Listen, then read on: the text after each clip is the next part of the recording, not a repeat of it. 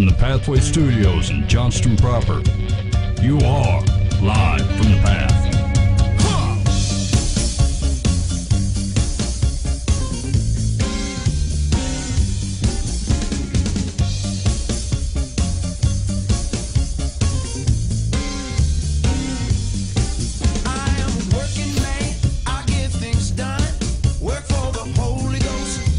I just sniffed into the microphone. That was a mistake.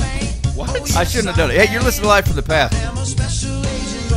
I was preparing, right? Like I'm getting ready to say, hey, you're listening to Live from the Path. And you sniffed? And then I did one of the, I go, like I was preparing to do it.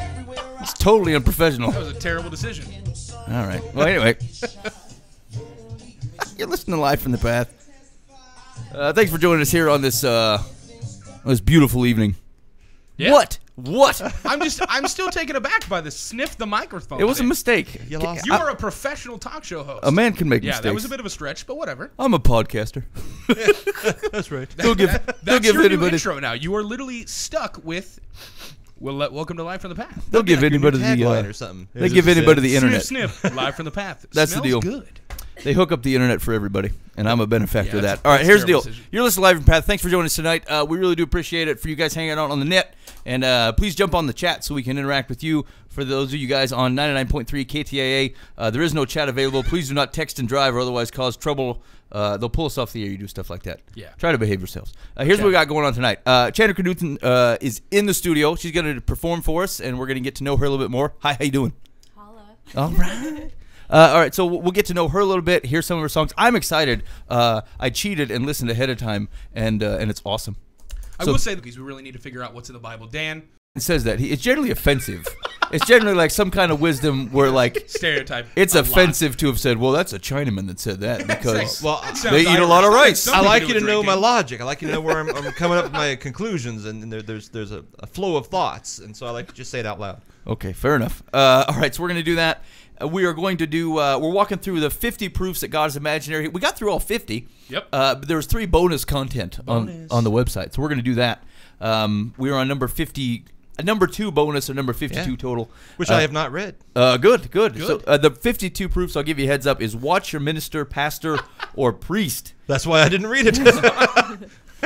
So Wow. I don't know. I guess we'll see how this goes. This if this is indeed a proof that God is imaginary. So far, God's 51-0. We'll see how 52 shakes out. Also, we got advice on Dear Live from the Path. Anybody watch that guy that walked across the Grand Canyon? No. Did anybody I've watch seen that? parts of the like. Heard about it. Was it like the Couldn't tightrope believe walk it. crazy ratings. Yeah. It was. I watched. So here's the deal. I get the free whatever the free TV comes. Yeah. Like where you put the antenna out. That's what I get. But I Is was. that why your wife has that aluminum hat? That's exactly right. To the left, baby. I want the wheel of fortune to come in strong. So I went to my mama's house last night, and we tight roping tonight. Can we come over? So Made nacho cheese dip and everything.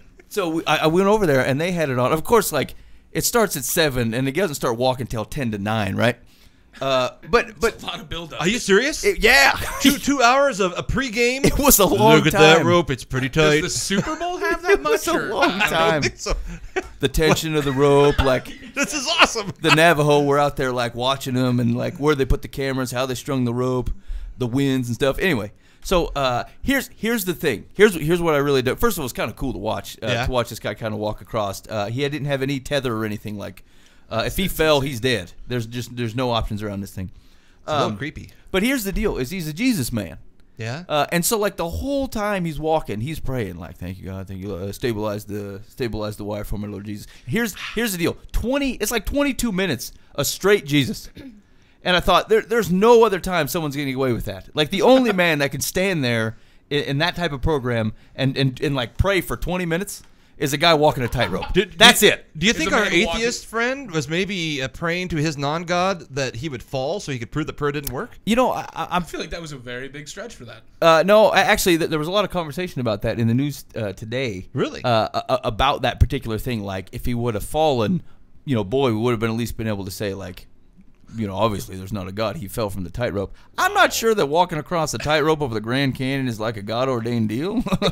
But however, once you're out there, I can't think of anything better to do than to be praying. I think there's only so many options. I don't think I'd be the one that's like really calmly praying. I wouldn't be like, "Thank you, God, for for the rope today. I appreciate, the And for the stability birds. of the rope. And, Yeah. this Away from breeze me. is really nice because I'm getting super was- hot right now. He was saying It's the stuff Grand like, Canyon.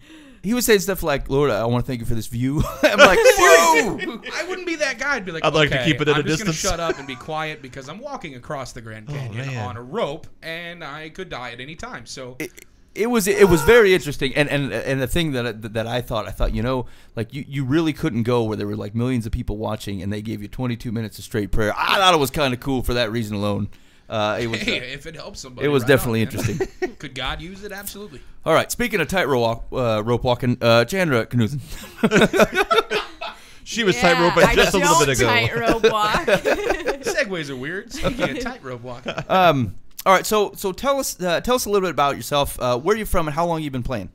I'm originally from Harlan, Iowa. I have been singing since I was like 5. I started songwriting when I was 15. It's when I started picking up guitar lessons. And then I actually started writing Christian music when I was 17. I was in a traveling youth ministry band called Face Down, and we had like special music where we got up and we got to sing solos, and I would write my own songs and sing those as my solos. So, yeah, I am a barista at Java Joe's. I make great coffee Right on. in a fedora. That's even better. No, it's not.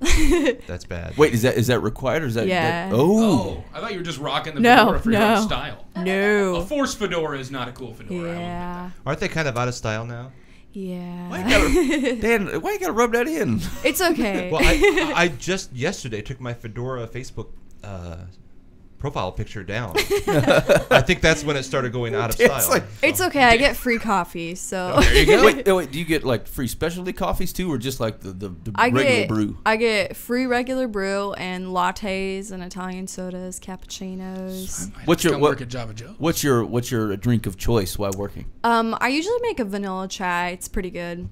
All right. 2 shots of espresso to get my day pumping. Troy, what do you drink? I drink what's called the 5-Point Palm Exploding Heart coffee. What is So, that? Starbucks Cafe Americano, topped with black coffee. Starbucks, you traitor. Yeah, I know, right? It's got a drive-through, okay? Dude, you're so And then, you're so corporate. 5 shots of espresso in the morning. It's good stuff. Dang. Yep. No, that seems healthy. That's good for your heart. Oh, absolutely. Heart loves it. All right, you're listening to Live from the Path. We're talking with Chandra Knudsen. So I tell you what, let's get right to the tunes. Tell me a little bit about listening. This is a song I wrote my senior year in high school, so it's about 2 years old.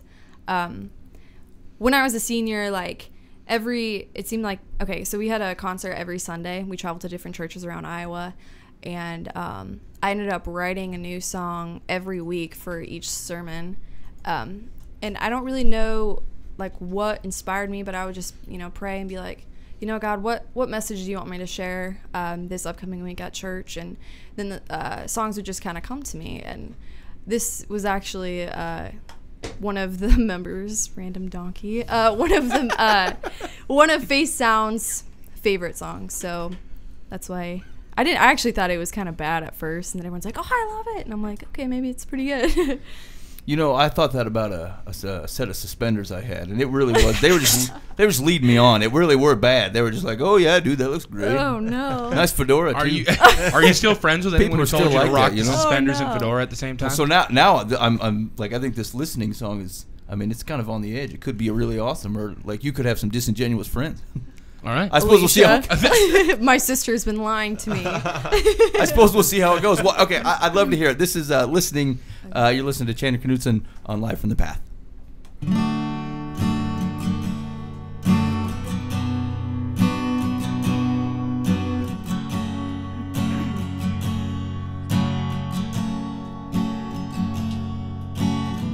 Sometimes I don't have confidence in who I am, in my existence. I feel lost, I feel lost, I feel lost. And sometimes I feel down and out, so worked up, just wanna scream and shout out loud, out loud, out loud. But I know that I'm never alone, 'cause God, you never leave me on my own. You lift me you say cry on my shoulder. You'll be here when things get colder. You take me in your arms, and I know you're never too far away. 'Cause when I fall to my knees and pray, you're always listening, listening, you're listening. Sometimes I know I disappoint you for giving in instead of pushing through. I failed you, I failed you, I failed you. And sometimes I focus on the bad instead of thanking you for all that I have. 'Cause I'm blessed, yeah I'm blessed, yeah I'm blessed. But I know that I'm never alone. 'Cause God, you never leave me on my own. You lift me up when I don't feel I am good enough. You say cry on my shoulder. You'll be here when things get colder. You take me in your arms, and I know you're never too far away. 'Cause when I fall to my knees and pray, you're always listening, you're listening, you're listening.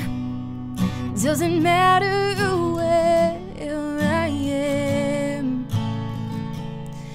Lord, on you I can always depend. 'Cause when I fall to my knees to pray, you are always listening. You lift me up when I don't feel I am good enough. You say cry on my shoulder. You'll be here when things get colder. You take me in your arms, and I know you're never too far away. 'Cause when I fall to my knees and pray, oh Lord, when I fall to my knees and I pray, when I fall to my knees and pray, you're always listening, listening, you're listening.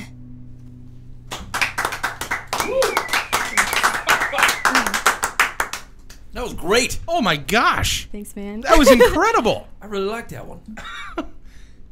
Yeah. So it was better than the suspenders? Your sister is trustworthy. Yeah, your sister is a trustworthy judge of music. It's times would like these agree. where I actually absolutely love music, when I get to just sit here and just absolutely smile through an entire song. That was incredible. Thanks. Absolutely incredible. Actually, it's you know, you miss that sometimes. Like you know, you kind of create the soundtrack through your day, what you're going to listen to, you know, and like that tune reminds me of one of those tunes where I'm just ready to be honest. You know what I'm saying? I'm just ready to be honest at the end of the day. I'm like, you know what? Here's kind of the deal. So I don't know. I thought it was really cool. I really liked Thanks. it. Is that one on your EP? Yeah. It So is. Chandra, you can get her EP Rotten. It's on iTunes. You can go out there and pick it up. Wait a minute, I missed that. It's called Rotten? Yeah. Okay, well, there's also some breakup songs on there, okay? Because That's rotten. I write some love and heartache music as well. Do normal people over accentuate the T like I do it, What? or do they say rotten? I feel like it's more like rotten. Rotten. Yeah. I'm cool. I can pull it off. Rotten. Right? That's a rotten. You'd be a really good vocal teacher. Got Yeah, nice right on. dictation. See? Yeah. Ben, you've been lying to me for years. Hey, you've been lying to me. Diction, Mike. I won't put up with this. Trying to put on a semi-legitimate program Yeah, I here. feel like you're gonna though. Chandra raised the bar, and then we just kind of dropped it. Yeah, we just threw it right back down. It's awesome. So you can check her out going to iTunes. You can pick up that the EP Rotten. Also, she's on Facebook and YouTube. If you go to the Live from the Path Facebook page, facebook.com/Live from the Path, if you look what we like Chandra. So you can go out and check that out, and you can like her page, see what she's up to, and keep track. So where are you going? Do you have some gigs coming up that people could go check out? Yeah, actually, July 13th, I'm playing at Collide. It's a Christian music rock fest, and it's at Point of Grace Church in Waukee. Cool. And I also just got hired part-time to be their worship leader at their church, so I'm pretty excited. All right. They only need a Yeah. worship leader part of the time? Well, I'm working. That's a fair That's not what I question. meant. I mean, like, I got hired part-time. Okay. Yeah. Okay, I'm You with see you. what I mean? Yeah, I'm so, with you. yeah. And then also, August 13th, I am singing at the Iowa State Fair at the Bill Riley stage. Got my 45 minutes of fame. Nice. That's awesome. Yeah. Pretty, Me and Ben pretty had a excited. lederhosen act we did at Bill Riley one time. Oh. They didn't invite us back. No. I felt like they misjudged our talent. I was the hosen. Oh. All right, you're listening to Live from the Path. All right, so here's the deal. We're walking through the 50 proofs from GodIsImaginary.com, and we're through number 50. He's got 3 extra. We're on number 52, which is watch your minister, pastor, or priest. So let's review the following and see if we feel like this shows that God is indeed imaginary. Here's how it goes. The Bible offers several different ways to tell if someone is behaving in a Christian way. Is your minister, pastor, or priest following the Bible's prescriptions? Here are 4 of the most important, : I can tell you right now that shirt's not in Leviticus, Dan. There's something about floral patterns somewhere. Jesus loves Hawaii. All right. I'm just saying that boiling the goat in a mother's milk thing, he really Yeah. meant that shirt. It was a metaphor. The whole have the Traveled priest a check long all way of to your get this abscesses shirt. and Makes you look tan. Check all. There you go. She just didn't say anything good about the shirt. She just said it changes It's your not about the complexion a shirt. little. It's That shirt about is the so guy in awful. the shirt. Here's hoping. Here we go. I'm sorry, Ben. Continue on. Yes, one. please read number 1. Number 1, Christians keep quiet. Thank you.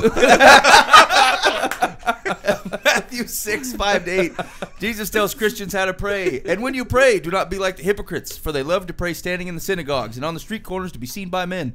I tell you the truth, they have received their reward in full. But when you pray, go into your room, close the door, and pray to your Father, who is unseen. Then your Father, who sees what is done in secret, will reward you. And when you pray, do not keep on babbling like pagans, for they think they will be heard because of their many words. Do not be like them, for your Father knows what you need before you ask him. Does your minister, pastor, or priest pray in public like a hypocrite? Does he babble on and on? If so, he is defying Jesus. Who snorted? Who snorted? It wasn't me. I'll own it. It was Booba. Let's pull it together. It was Booba. I'm sorry. It was me. I'm sorry. It was indeed Ben. I'll second that. Number 2, Christians keep quiet too. In 1 Thessalonians 4:11, Christians are encouraged to live quietly. Make it your ambition to lead a quiet life, to mind your own business and work with your hands, just as we told you, so that your daily life may win the respect of outsiders and so that you will not be dependent on anybody. Is your minister, pastor, or priest living a quiet life, working with his hands and minding his own business? Number 3, Christians do not have wealth. He loves this one. Matthew 6:19, Jesus tells his followers to give up on possessions. Do not store up for yourselves treasures on earth, where moth and rust destroy and where thieves break in and steal. I'm going to go with the blah, blah, blah. Matthew 19:21, Jesus says, if you want to be perfect, go sell your possessions and give to the poor, and you will have treasure in heaven. Does your minister, pastor, or priest live in a nice house, drive a nice car, wear nice clothes? Why? No. None of those things. Nicely done, Dan. I have hail damage on my car. I'm borrowing Mike's car because my car is broken. Why isn't he listening to Jesus, Buva? Number 4, Christians can demonstrate that they are Christians. In Mark 16, Jesus is very clear about what true Christians, that's a capital T, true, will be able to do to demonstrate their belief, and these signs will accompany those who believe. In my name they will drive out demons, they will speak in new tongues, they will pick up snakes with their hands, and when they drink deadly poison, it will not hurt them at all. They will place their hands on sick people, and they will get well. Can your minister, pastor, or priest drink poison without dying? If not, according to Jesus, he must not believe. Simply think about it. Jesus and the Bible are quite clear about these things, and your minister, pastor, or priest should have the closest connection to Jesus of anyone you know. Is your minister, pastor, or priest following the Bible? Probably not. There is no one you know who is doing all of these things. There is no Christian on earth who can drink poison without dying. The reason why your minister, pastor, or priest ignores the Bible is because God is imaginary. If God were real, your minister, pastor, or priest would be following the Bible to the letter. So would you. What do you think, boys? Ladies? I feel like we can start right from the back and maybe work towards the front. Okay. So the back part, the first one, when it says, let's see, should have the, there's the first misconception right off the bat. And your minister, pastor, or priest should have the closest connection to Jesus of anyone you know. The Bible doesn't play that out. The Bible just instructs that a teacher or a preacher in that aspect, God has given them a job to do, and they've accepted that job. Right? Jesus Jesus' sacrifice covers everybody the same.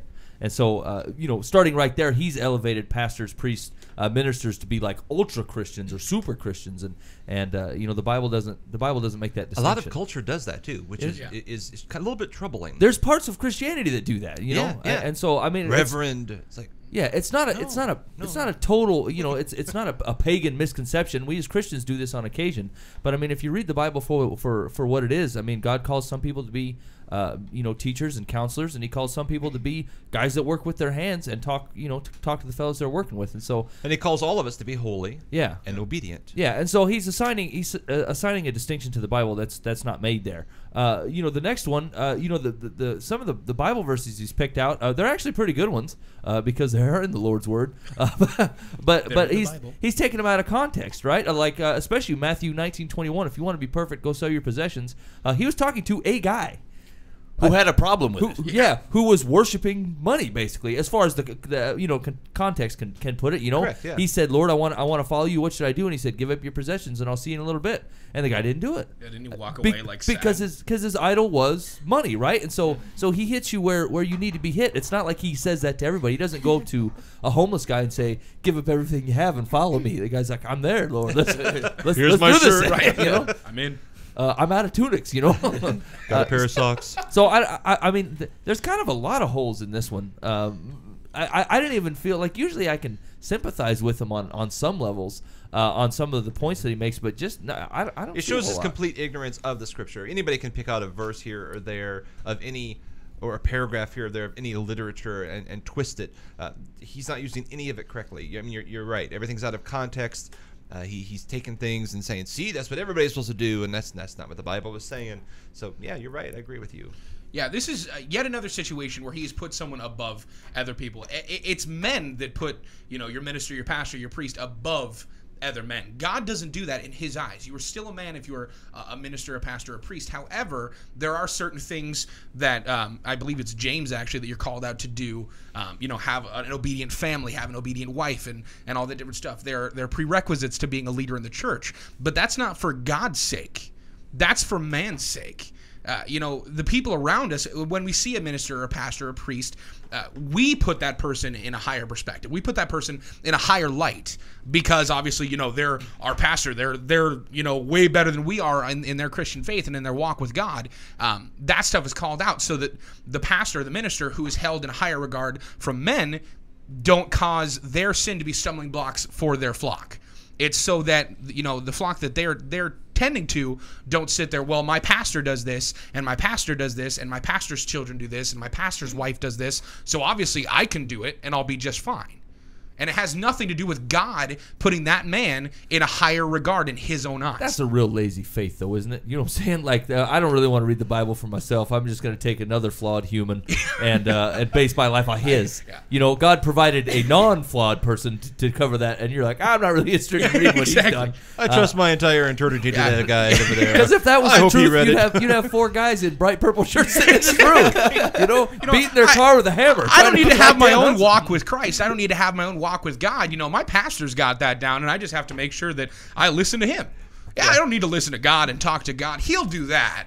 I just need to make sure I take His interpretation and live what that is. Yeah, it's ridiculous. It's kind of funny, actually. I just got done. I just switched my daughter off of the Jesus Storybook Bible to an NIV, and it might have been too early of a switch. She's only 5, right? But I decided she reads, and so we started walking through it, and she can read it. We're diagramming Bible's bigger than she is. and we started right in Matthew, and we've been going through it chapter by chapter. That's and awesome. I thought, here's the way I wish I'd have learned it, And so we just went through Matthew 6:5-8, and she was totally confused. She's like, so I can't pray in front of other people? I'm like, well, here's the heart of the deal, And so we talked about it, and that was actually a really good conversation.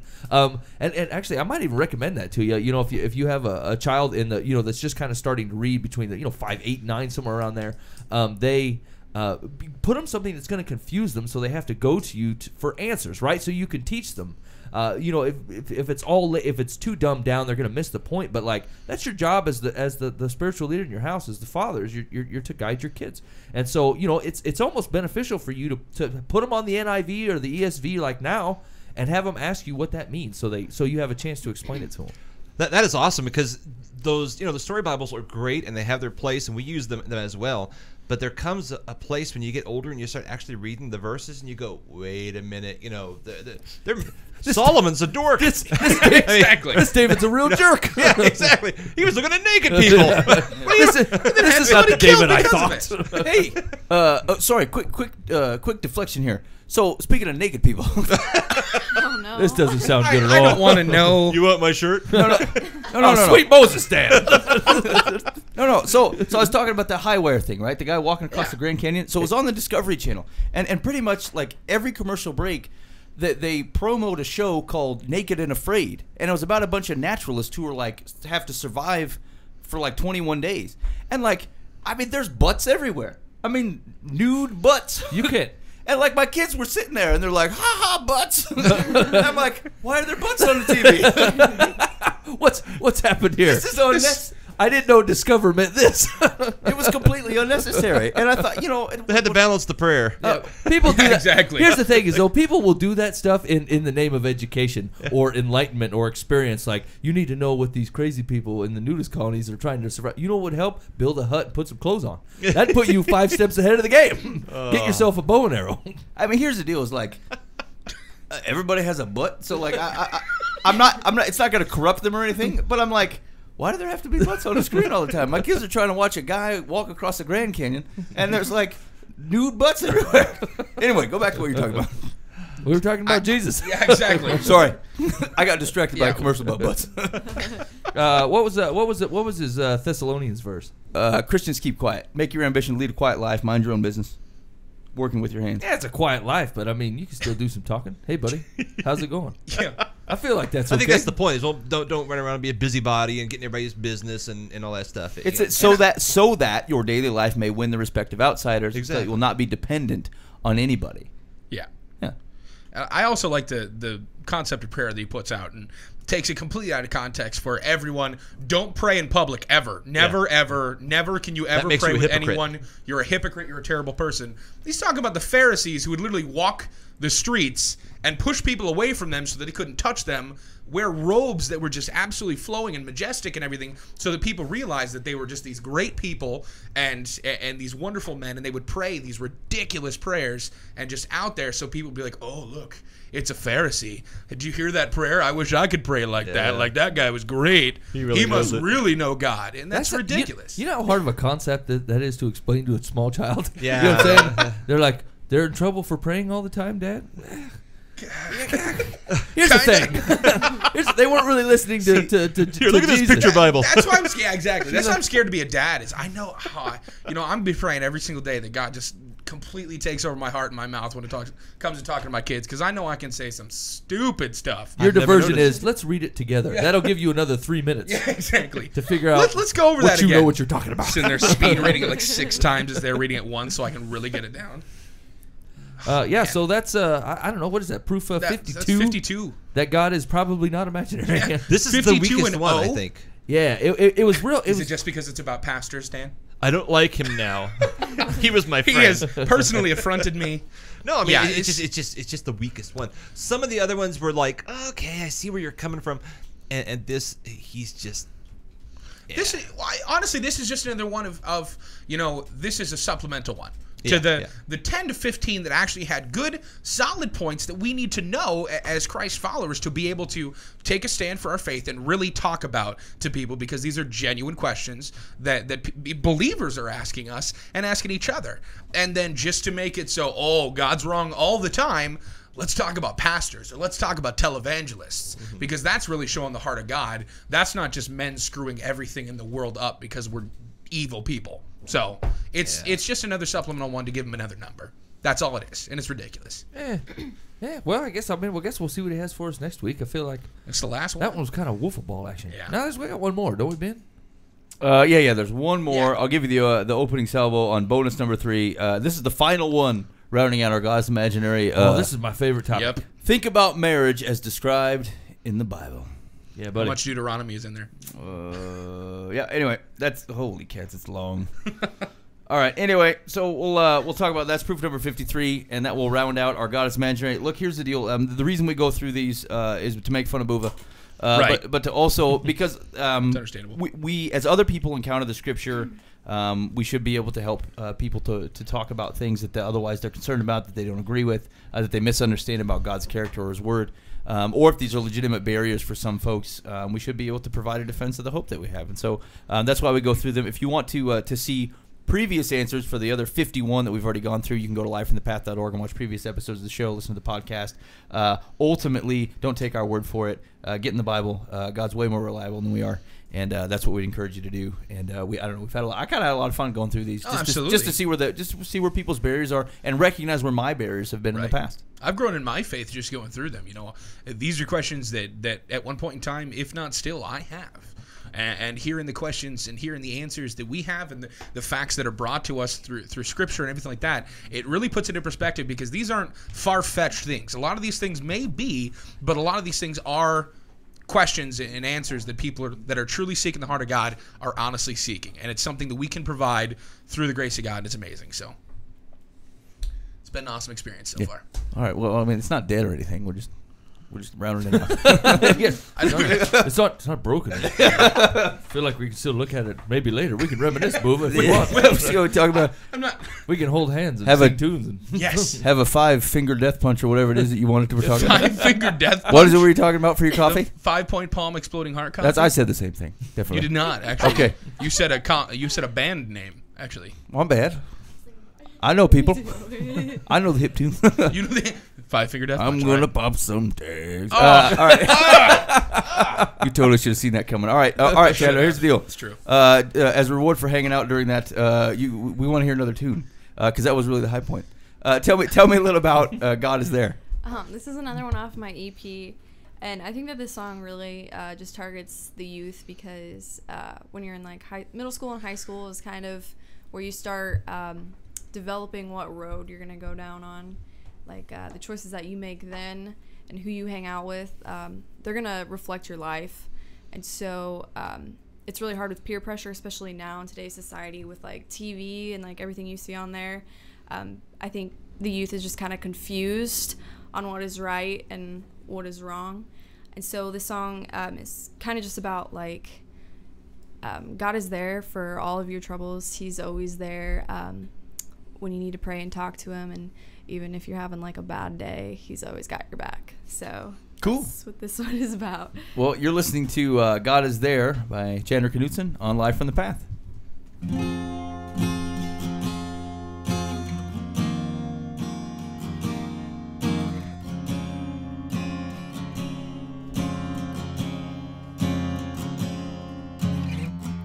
We're living in a world where sin is everywhere, just tempting us to fall. Sometimes it's hard to stay strong. Sometimes you don't know right from wrong. You hate feeling so small. But when you need help to see, just get down onto your knees. The one thing that I know is you are not alone. God is there, watching over you. He is the hands that's pulling you through. He is there when you feel like giving up. He gives you faith and comfort with his love. God is there. Oh, he is there. Yeah. You're living in a world where it feels like no one cares. You think no one knows your pain. Sometimes it's hard to stay strong, but soon it won't be long till the sun dries up the rain. But when you need help to see, just get down onto your knees. The one thing that I know is you are not alone.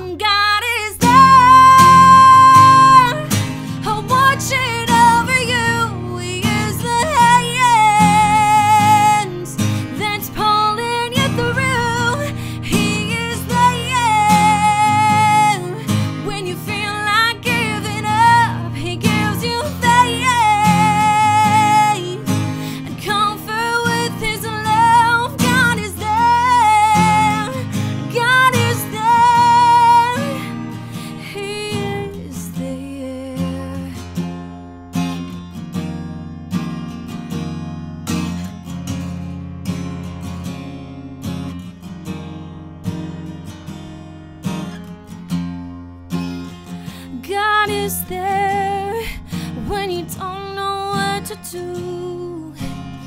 He is there to guide you. God is there, watching over you.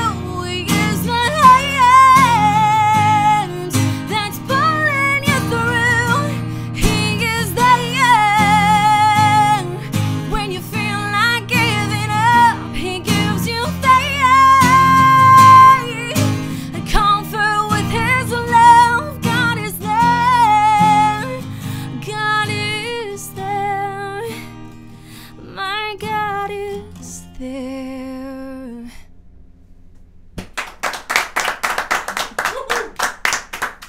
I tell you what, I have a harder time walking than you do singing those tunes. You know what I'm saying? Like you do it so effortlessly. I don't know. It just I really liked it. There's dynamic changes there. I'm like, yeah, God is there. That's right. And then you're yelling at me. I'm like, I got it. Okay, it's sinking in. Sorry. Yeah, I really liked it. That was Yeah. nice. The chat loves it. The chat's got all kinds of stuff on there. Once again, I'm absolutely blown away. That was incredible. Absolutely Thanks. incredible. Awesome job. Dang, I feel like I'm gonna write some tunes. They're not gonna be good ones, but I'm certainly gonna Let's do this. Yeah. Hey, you gotta start somewhere. Yeah. I got spoons. Is that one on the EP? Yes. Oh man. Where can I get the EP at? It's on iTunes. It's also on CD Baby, and we also sell it at Java Joe's. Yeah, Java Joe's. Yeah. You gonna have a copy at the Collide? Yeah. That's I'll gonna have be them there, and I also have them at the State Fair too. Now, are you doing acoustic at Collide, or are you gonna have a band? Or I've been talking with the pastor, and he said if I want a band, that he can get me one. you didn't hold so- him in any higher regard than any other dude, right? What? You're just like, hey, Pastor man. No, I'm no, Pastor Brett. No, he told me that if I wanted a band, that he could hook me up. So Okay. yeah. How I'm do you like, feel yeah, about that might be nice. like backup dancers? I know Right. me and Boova are available. I'm I don't in. know what kind of moves you got. Are they I have good? tight pants. That's a start. I actually do the intro dance. It's kind of one of these, Oh yeah. and then a little bit of this. If it's ever needed, I can go the other way. Yeah, we can. I can do it in both directions. I invented the dance move called the sniffy. Oh no. Yeah. Oh. What's kind of harsh? you haven't even seen it. You didn't even let me do it. No, it's best you not see it. I don't know what we're gonna do here. Hold on a second. Wow, that was interesting commentary. I gotta move. Hang on. Yeah, go ahead and do that. And now, for America's fastest growing game show, Secular or Solomon?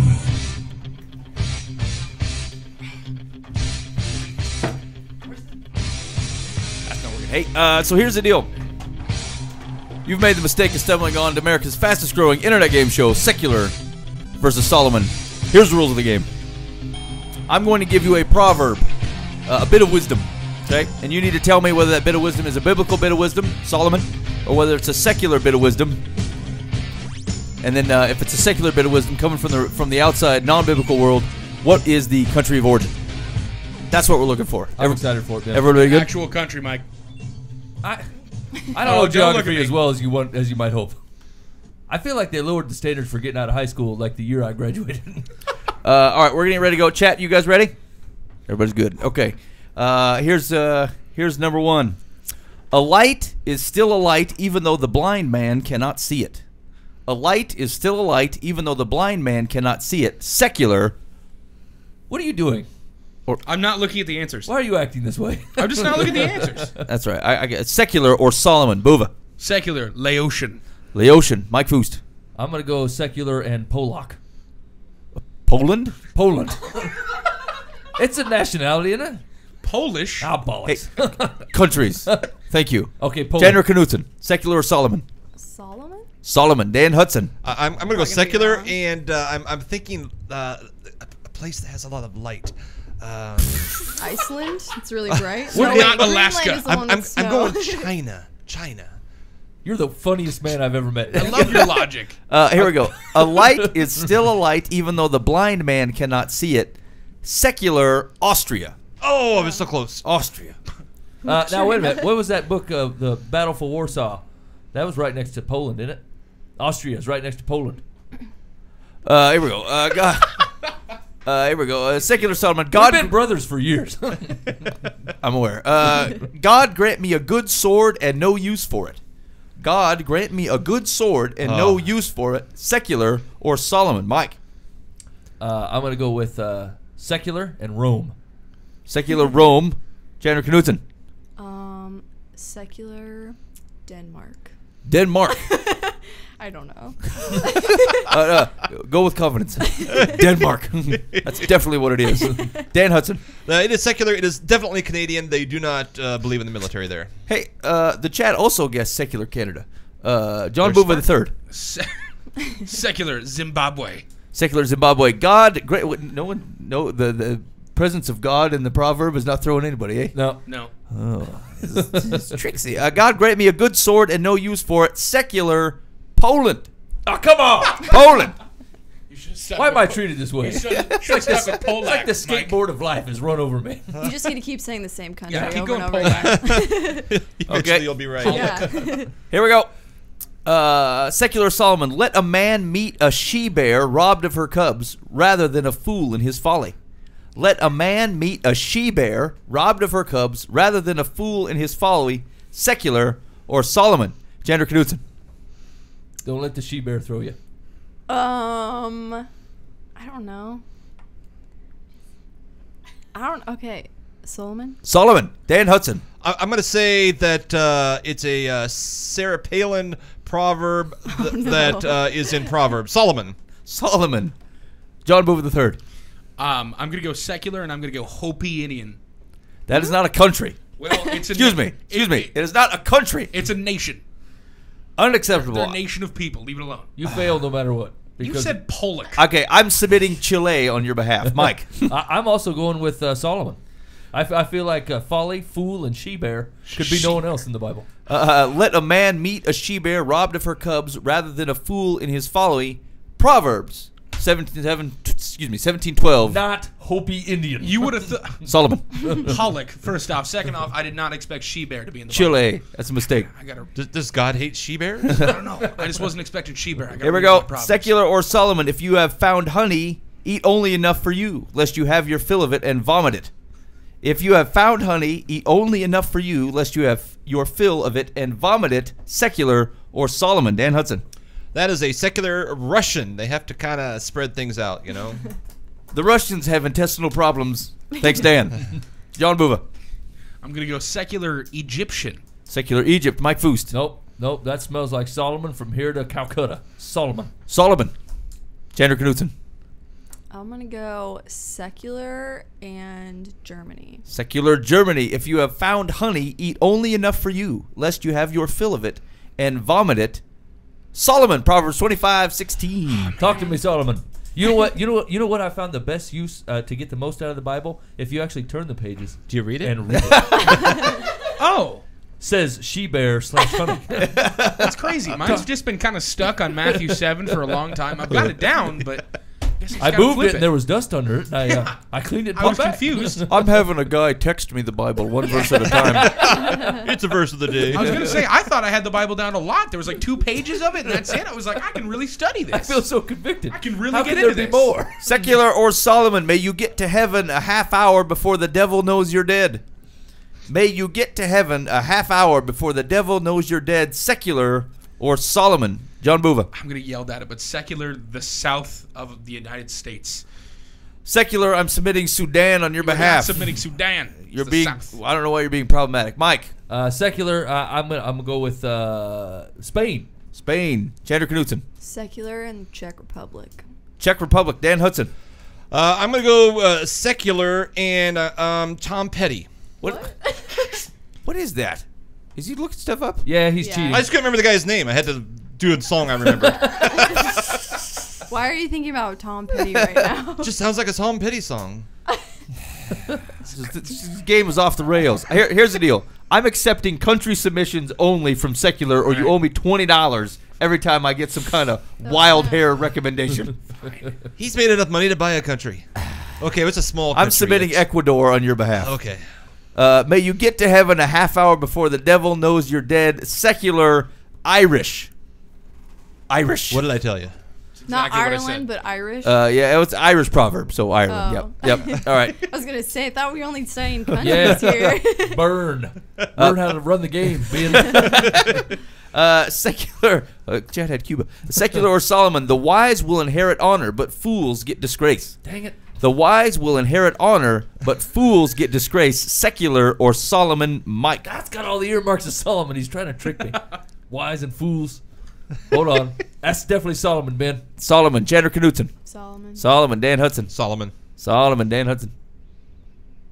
Solomon. John Bova. What are you going to guess? Solomon. Okay. Very good. The wise will inherit honor, but fools get disgrace. Solomon. Proverbs 3:35. Congratulations. What? Yeah, never mind. Continue on. Just for an instance, Booba already has $20 out because he's going to try to pull a funny. I feel like my You answer's spendthrift, you spend $20 just to run your yap. Hey, I'm gonna keep that $20. I'm not giving not like a good gag for the show. I'm gonna keep it $20 bonus content and will buy be a fight foolish between things Mike with it. We have a new John Booth in the advertiser. parking lot. Here we go. Secular or Solomon. The lazy man raises poor cabbage. The lazy man raises poor cabbage. Secular or Solomon. Chandra Knudsen. I think Solomon. Solomon. Dan Hudson. I'm gonna go secular, and I'm trying to think where would the vegetarians hang out? Australia. That's in for Australia. It's like all the You're surfers. unpredictable at best, Dan. I'd really like Crocodile to see doesn't your taste good. Iowa test of basic skill scores. That's what I'm after. The reading comprehension especially. Here's what I don't understand. There should be a G. There should be a G answer. John Bova. I'm gonna go secular Lithuania. The lazy man raises poor cabbage. Mike Foost. Secular Holland. The answer is secular Sweden. Oh, man. That's really Sweden. Secular versus Solomon. A decision made at night may be changed in the morning. A decision made at night may be changed in the morning. Secular or Solomon. Dan Hudson. I'm gonna go secular with that, and boy, I'm gonna have to go with Mexico. Mexico. John Bova. I'm gonna go secular Japan.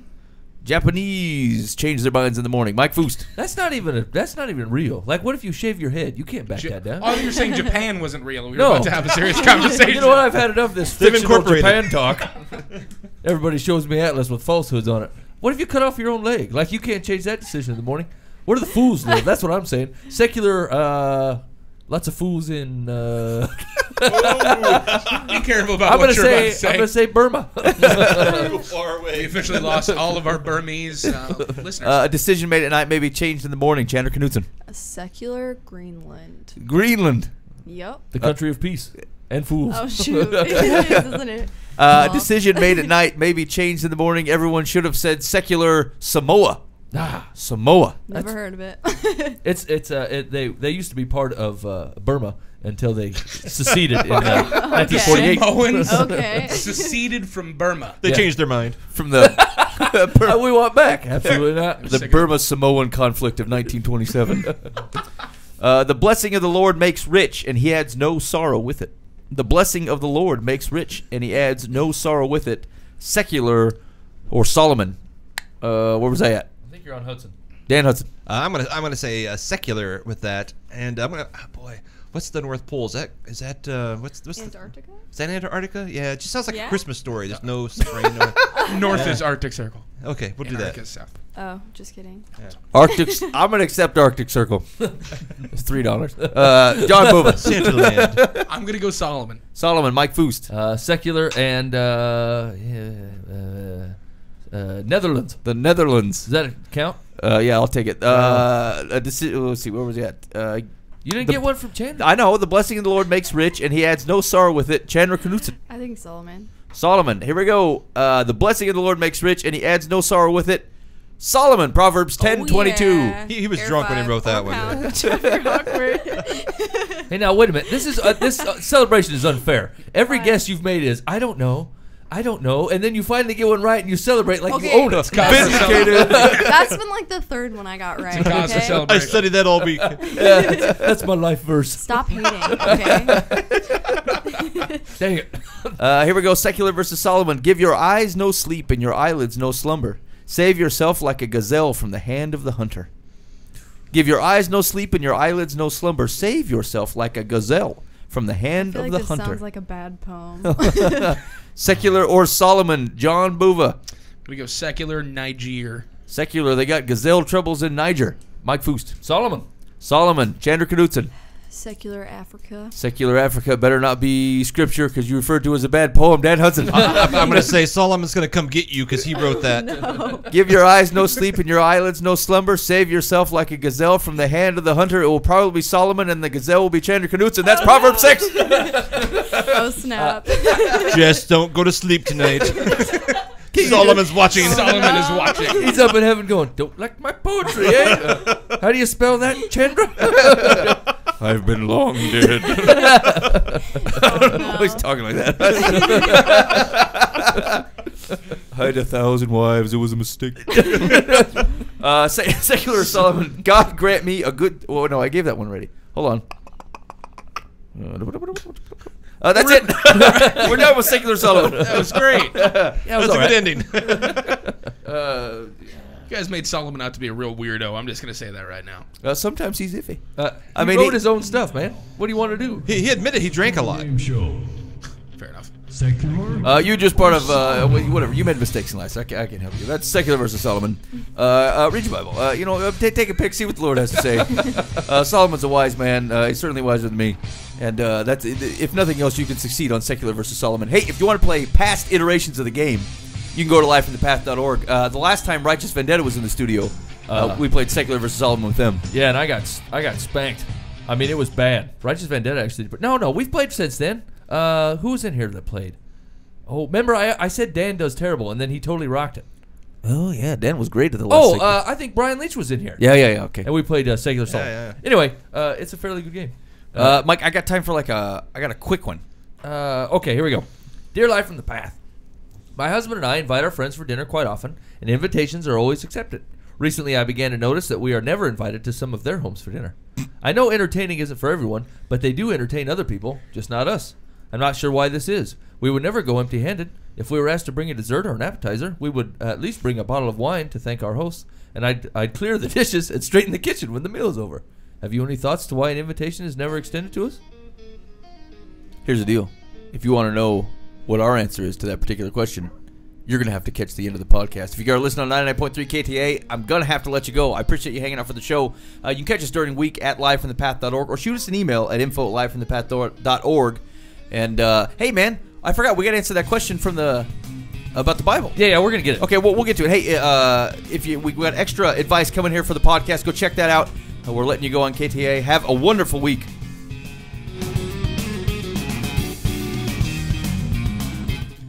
Okay. Go ahead. The music's still rolling, baby. No, I'm working on it. They can't hear it. Oh, right on. Only you can hear it. Okay. So that was in. Why are people not inviting us? She's obviously offered to bring appetizers. She'll bring a bottle of wine. She'll clean the dishes. I don't think they want you messing with their dishes. What? That's it, Dan? Yeah, I don't know. They seem like nice people.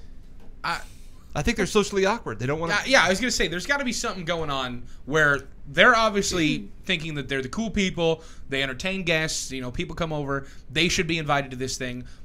They wouldn't go empty-handed, so it's not a fact of, we're not going to bring anything. It's got to be something that they're doing that's just weird. Maybe they're like, Maybe they're vegetarians. Maybe they're vegetarians, Yeah, and they maybe keep so. bringing over grass for everyone, and the wheat grass, and no one likes it. Grass. Hey, man, I've had a couple of the what is it, the wheatgrass shots or Wheatgrass something that shots? they sell. Yeah, That's weird. Good. That is weird. I I feel agree. invigorated. It gave me back knee though for like 3 weeks. That's gross. That's absolutely disgusting. Thank you for sharing that. You're the socially awkward person that entertains people that Don't they invite refuse to Ben over bring for you supper. over because you talk about things like this. I can just see you scratch your back. Stupid health. Why do you got to do this to me? Did you write this letter? was this you? I brought wheatgrass to the local party and everybody hated it. Okay, Yeah, but there's got to be something they're doing. now people are accepting invitations to their house, so their company can't be that bad. Or You know their what I'm saying? cooking's that good. Maybe their cooking's. Maybe people figure if they don't invite them over, they'll just keep inviting them back to their house so they can have good eats. Maybe they're really good cooks. Yeah, that's what I'm saying. I mean, everybody knows me well enough to know that I can withstand some serious social awkwardness if I know that there's going to be a sweet digs when it comes to food there. Yeah, I will Dessert. endure some weird people for delicious Capicola. deviled eggs, some capicola, whatever. I want some burgers for your weird company for an hour and a half. Yeah. I'm the guy that would do that. Yeah. That's true. It's here's the deal: either they cook really well, or they're the smelly people and they don't know it. Actually, the chat's saying they don't shower. Yeah, that might be the deal. I mean, you can air. Well, what? Don't they stink in their own house? That's What? what Their I'm house saying. stink? I can deal with social awkwardness, den but of if somebody filth. just smells downright funky, I'm not going over to their house, let alone eating you lose food your at the house appetite. where they No, smell air funky. freshener covers a lot of ground. I feel like, yeah. No, That's like saying that spraying Listen, a these are bottle the of only Axe two is really options, going to take folks. care of you. no, it's not. It's either excellent cook or smelly. No, These here's- are- this I is agree the with only him. possibility. No, here's the deal. They're good cooks, but they brag about their own parties all the time, and so when they go over to someone else's place, they're always talking about that, and it's irritating. You think they're judgmental of the people's house? Maybe. my I house don't would've think been it's cleaner than intentional. this. I think they're always talking about their own stuff when they go to other people's place. It seems natural in their own habitat. It's out of place at the somebody else's house, and so it's just awkward. Well, this is a nice kitchen. Ours is a little bit bigger. The chat has submitted. Perhaps they only bring hummus. They're the people who bring hummus without crackers and wheatgrass. This hummus To give looks Ben good in some our weird kitchen, that's for sure. Yeah, there's something going on. These people are weird. Okay. So what's the advice? The secular's advice is the problem may be that the couple is embarrassed that they can't entertain you as lavishly as you've entertained them. See? Or they may have never been taught that it's rude to accept people's hospitality and not reciprocate in some way. I don't know. I agree with that. Because they're friends, you should pose this question to them and ask for an honest answer. Okay. Secular's afraid to say that they smell funky.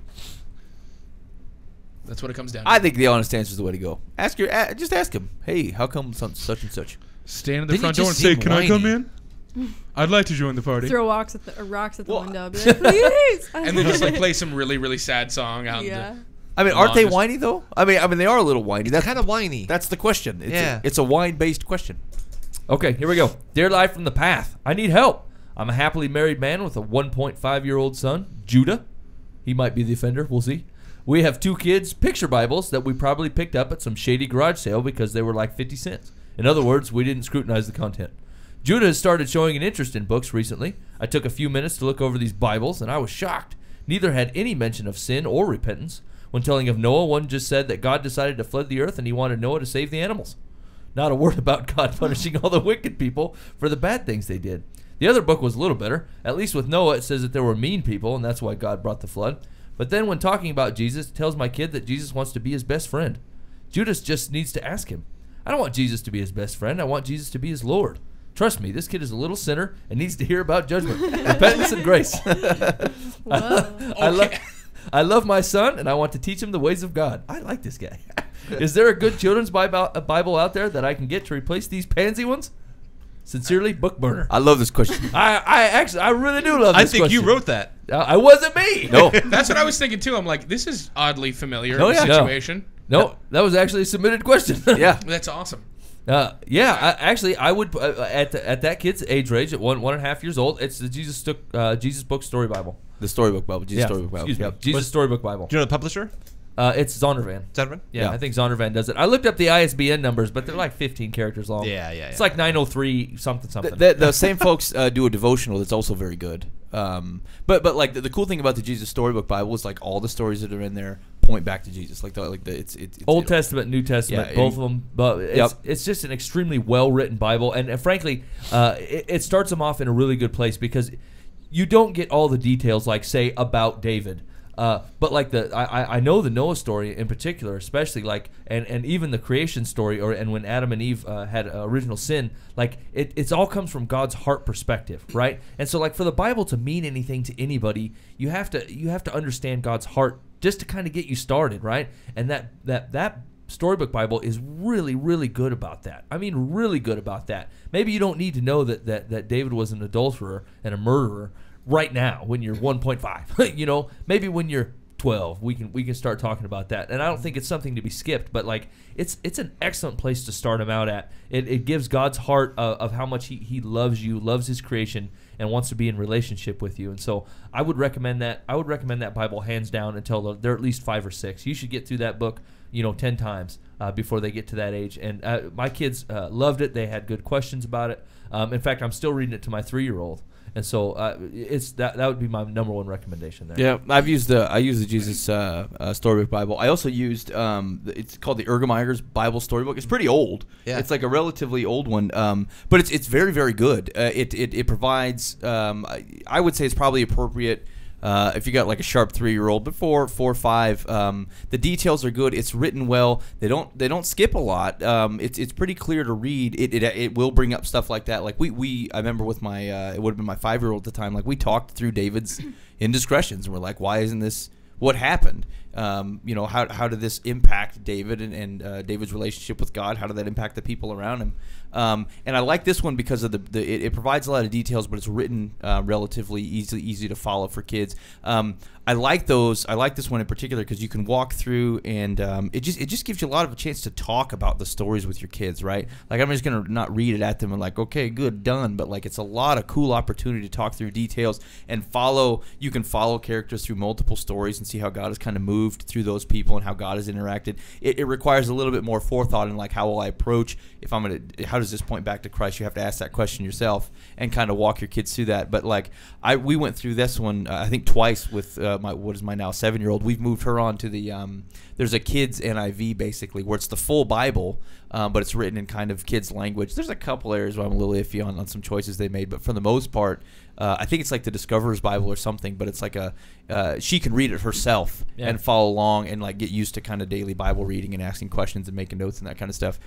So that's kind of the progression we've gone. Is we've used the Jesus Storybook Bible, we've used the devotional that comes that the same that Zondervan does. It's by the same person, kind of for the same reasons. And then we've used the Ergominer's Bible Storybook or the story.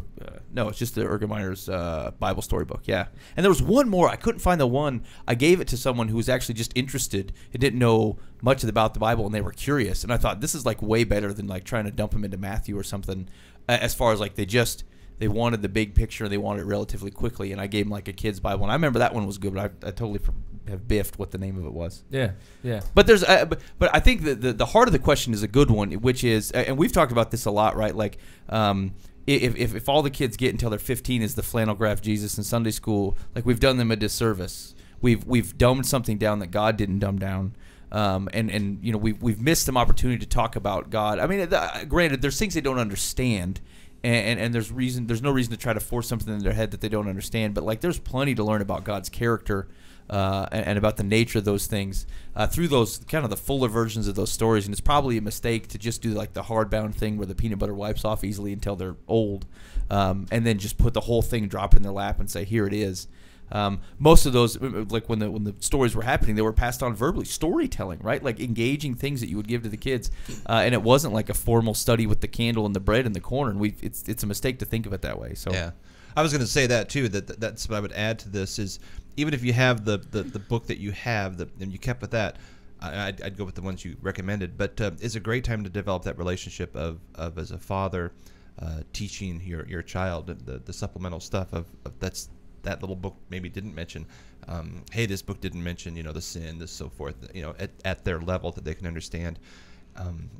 Because it's going to be the rest of their life.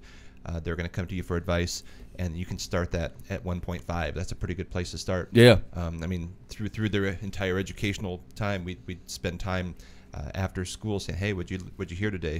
Where were your red flags? And let me explain. And it's a good thing to get started. Yeah. Yeah, so I'd say across the board, our for early recommendation would be the Jesus Storybook Bible by Zondervan, and then where you go from there kind of depends your kid and actually how much they read on their own or how much you have time to sit down and explain to them, and really, I mean, make sure you have time to sit down and explain. I really love that time. Like I got in trouble every night because like I totally biffed their bedtime. They were supposed to be at like half an hour before, but like it's just so awesome to sit with my girls and read through a story and talk with them about it, and like it was one of my favorite times of the night. I really love it. Yeah, I got to do that with Brandon a couple weeks ago. He brought me his dad's new iPad thing and pulls up a Bible app, and I'm expecting him to show me a game and all this different stuff like he normally shows me his Iron Man games, and he brings up the story of Noah, and he asked me to read it to him, and like that was one of the most privileging things I've ever done in my entire life. Was able to sit down and read it to my godson and really go through and explain, God's heart on the story of Noah to my 3-year-old godson. It was absolutely incredible. So I look forward to that time as well. Cool. Mike? Okay, here we go. One more. Dear Life from the Path. I'm a 19-year-old high school graduate working full-time as a general manager for a furniture corporation. I live at home with my mommy, but I feel like I'm ready financially and emotionally to move out into my own place. Wait, how old was he? 19. Okay. I said mommy. He said parents. I might have shaded That's him a little a different. certain direction. I live at home with my parents. Excuse me. My father has always said he won't let me move out unless he approves of the place, and he talks about random checkups of my apartment. If I move out, aren't I entitled to privacy in my own place? I shouldn't have to get my parents' approval or have them checking up on me anytime they want. How do I approach them about this without it becoming a screaming match or ruining the relationship with them?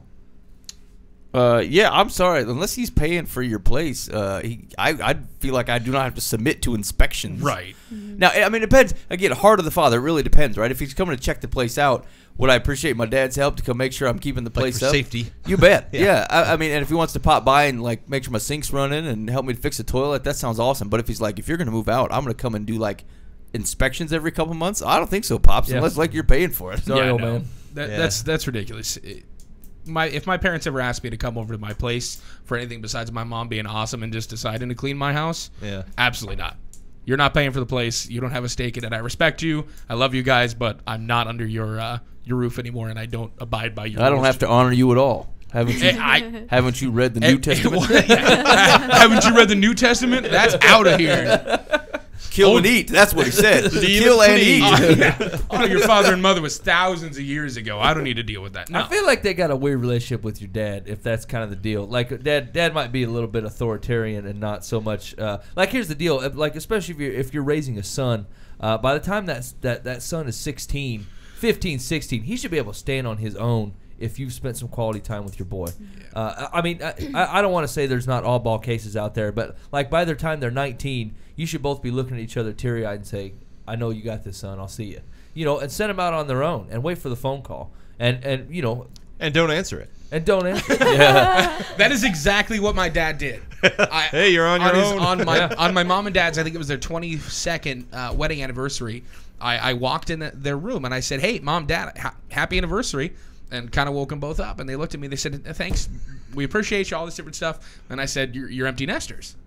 And my mom just gets teary-eyed. And my dad just gets this weird look of disbelief on his face when I'm telling him, you know, I already have my stuff packed. I didn't want to sit around for 5 hours while Mom brought me baby pictures and everything and told me how much she's going to miss me. So last night while you guys were doing your thing, I actually packed and everything is loaded into trucks. And I'm leaving now. And my mom was so mad at me for doing it, but my dad said, okay, have a good one. Yep. Where are you moving to? And I told him where I was going. He said, okay, sounds good.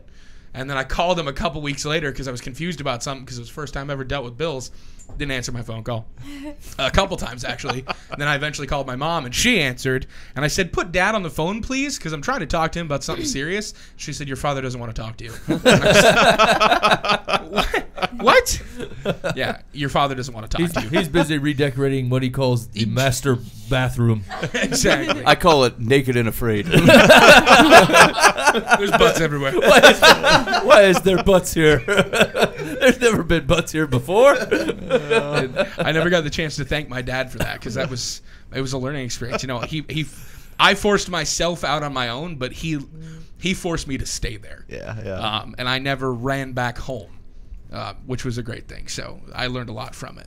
All right, here's a secular's advice. At 19, you're a young adult and no longer a child. You hold a responsible job and I assume have enough savings that you can afford what you are contemplating. That your father wants to protect you is understandable because you are his child. Approach the subject by telling your parents you are considering moving out on your own and would like your father to help you select a place that is safe. Do not be confrontational. If he refuses, you can still go on looking on your own. Once you are in and settled, you can then address the subject of surprise visits. Your father is not your parole officer, and it is respectful to call before dropping by. Yeah, I feel like that's solid advice, but you're kind of politicking the old man. I feel like you just have the confrontation. Look, Dad, here's the deal. I'm buying my own place. Your name's not on the lease. You know, knock on the door like everybody else. Yeah. I was talking with my children, I think it's last week actually, about, you know, raising children. And, you know, I was telling them from day one, you begin this process, this journey of letting go, you know, and it's a very slow process, but you start pretty quick. I mean, pretty soon the diapers are gone and they're on their own there. You know, I mean, you just keep adding things so you get to the point where pretty soon, by the time they're 19, it should be comfortable, you know. Like with my kids, I say, hey, you're welcome here. However, I'd like you to leave. if you leave, I got plans. That's right. I know you guys are going to be sad. Yeah, actually, we already booked the flight, hon. I'll see you later. Yeah, you're not part of it. You don't live here anymore. You've been listening to Live from the Path on livefromthepath.org. You can check out past shows, previous performance. The performance from tonight will be on the YouTube. You'll get that on the YouTube clips. Yeah, within the next 24, 48 hours, it'll be out there. It'll get posted to the website. You can relive the best moments of the show, which was the musical interlude. You can get those on the podcast. So if you're not subscribing to the podcast, get on that business. There's good stuff on there. Yeah, no doubt. And tell you what, let's close the show just by talking a little bit more and getting a final song from Chandra Knudsen. Just a reminder, you can pick up her EP Rotten on iTunes. I just posted a link out on our Facebook page. You can click that and you can pick that up there. Also, you can go buy it at the Java Joe's and order something from Chandra. Are you there tomorrow? Yes. Sweet. Noon to 6. Boovie, you want to go to the Java Joe's? What are you doing tomorrow? Wait a minute, you have a 6-hour gig at the Java Joe's? No, I'm You know what? working there. I work at Java Joe's. I totally missed the first 5 minutes of the show. I'm sorry. I'm just trying to catch The up. most important. I'll be at work from like 7 to 6. Never mind, you're not going. Okay. I'm going. Maybe I'll go. I might stop by. All right. So anyway, you can learn more about her. She's got her Facebook page. If you go to what we like at our Life from the Path Facebook page, we like Chandra, and you can keep up with her and see what's going on. She's got some gigs coming up at Collide. What was the date of that one? July 13th. It's at Point of Grace Church in Waukee, Iowa. Awesome. There's some sweet dudes there. There's a magic man that does Christian magic. Try to settle that in your mind. I've seen it. It's pretty cool, actually. He does a really good job of illustrating good biblical points out of it. But he's got wild hair. It's pretty sweet. Huh. Zach Swoboda's gonna be there. Dang it! I said it wrong again. Swoboda. I never get it right. Yeah. Zach will be there. He's been on the show before. You can check out his clips on the YouTube channel. Hey, what date is it? It's 13th, 14th. Yeah, right? don't forget about the Promised Land Fest. I think that's 15th, 16th. It's 12, 13th. 12, 13th. 13th. That's going to be a heck of a weekend, man. Ah, man. Yeah. That's going to be an awesome Put weekend. on your Fun Boy shorts and go out for a good time. I will probably have my Fun Boy shorts on. That's what I'm talking about. And then you're going to be doing the State Fair August 13th also? Yep, August 13th, 5 o'clock at the Bill Riley stage. Very nice. I was a bouncer at the Bill Riley stage. Stud. I was not. I mean, it wasn't fair season. There wasn't anything going on. I You kind of were just stood by with my arms folded. We're not going to go into the fact that you were a bouncer. So, yeah. Stay out. All right, tell me a little bit about Set Me on Fire. This is actually one of my newest songs. I wrote it like a week or so ago, and it's basically just about sometimes we get so caught up in our own lives that we forget to, pay all the glory and stuff to God, and we just kind of get consumed in our own worlds, and we kind of forget the main reason why we're here. And that had been happening with me. Like, I just been working, and I didn't have time for God, and I felt like I was becoming a lukewarm Christian. And so I kind of wrote this song about it, saying like to set me on fire for God. So cool. Well, you've been listening live from the Path. We're gonna let this thing take the podcast out. Don't forget to get on Chandra's Facebook page and check out her YouTube channel so you know what's going on in her world. Pick up that EP on iTunes or at Java Joe's and enjoy "Set Me on Fire." You're listening to Chandra Knudsen on Live from the Path.